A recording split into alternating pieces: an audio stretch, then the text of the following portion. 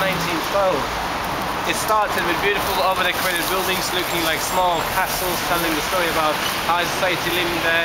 We have lots of money, it's developed pretty fast, and we have a lot of investments coming in.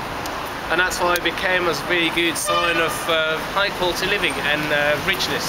Riga was the first in growing city in whole Europe, and also it was called small, or also North Paris, and that's why that kind of buildings became very popular. What happens after 6 more years?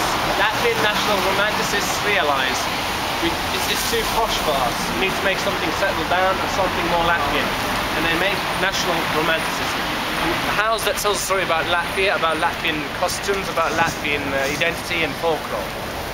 This heavy rock, it's not that heavy on this building, but some other buildings are more heavier. There's really big pieces of heavy rough rock. It tells a story about how rock was a Latvian history, how rough we walk for the history, and also it tells a story about organic way. It looks like building is growing from the ground. The second thing, there are some ornaments right there. There's a peace symbol on 1906 when America started to use this in 1968, great success. And also the buildings with big windows, because this was a revolution in architecture. Before that you can see these small ones, and they said the building won't be quite stable, but they said we need to bring more lights. The sun is very important for us.